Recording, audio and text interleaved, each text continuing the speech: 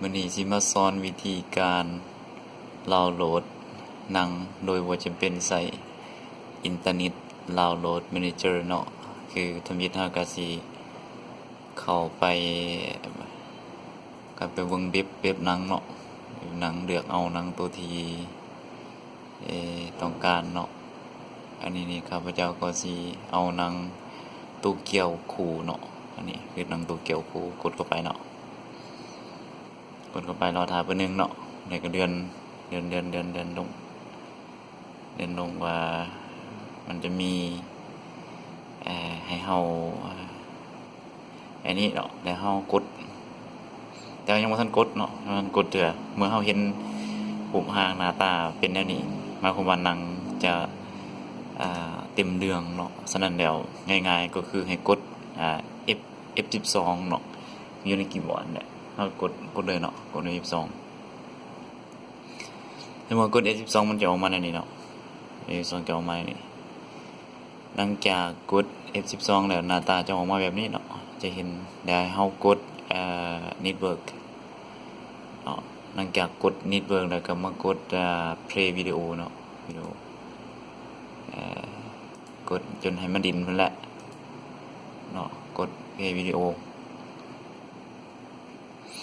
แล้วก็รอท่าหน่อยนึงเบิ่งว่ามันสิดินบ่เนาะหลังจากนั้นก็ให้สังเกตเบิ่งอยู่ Initiator เนาะ Initiator แต่ว่าจะบ่แปลแล้วหลังจากนั้นมาก็ให้คลิกคำว่า Other อย่างนี้เนาะนี่อยู่นี่ Other อย่างนี้มันจะแตกต่างจากหมู่แล้วจะเบิ่งจะมีเส้นยาวๆอยู่นี่มันแสดงว่าเฮาสามารถดูได้เนาะแล้วให้คลิกขวาเนาะให้คลิกขวาแล้วก็ให้เข้าไป Open New Tab เนาะเข้าไป Open New Tab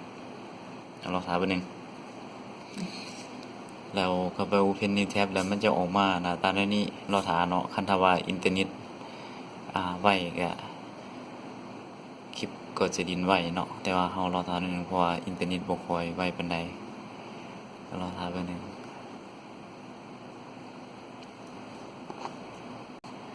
ในกรณีแม่นหนังจะดินเนาะหนังจะดินแล้วเฮาคลิกขวาอีกทีนึงเนาะคลิกขวาเนาะคลิกขวาแล้วก็เข้าคำว่า save video เนาะ save video แล้วมันจะให้เฮาเลือกโฟลเดอร์เนาะโฟลเดอร์ที่ว่าเซฟหนังนี่ไว้เนาะคือข้าพเจ้านี่จะเซฟใส่วิดีโอเนาะหมดนี้แล้วคันถ้าว่าอยากเปลี่ยนชื่อหนังหรือว่าเฮาเปลี่ยนชื่อไฟล์ name ให้เขียนชื่อหนังใส่ได้เนาะแล้วเฮาหลังจากนั้นก็แม่นให้คลิกนี่แม่นให้คลิกเซฟเลยเนาะคลิกเซฟเลยมันจะออกมาได้นี่เนาะหน้าตาออกมาได้นี่แสดงว่ามันกำลังโหลดอยู่เนาะคือข้าพเจ้าโหลด3-4 เดือนเนาะอยู่ในนี้ก็รอท่าก็อิงตามอินเทอร์เน็ตไวซ่าเนาะก็เบิดเท่านี้เนาะขอขอบใจ thank you for your watching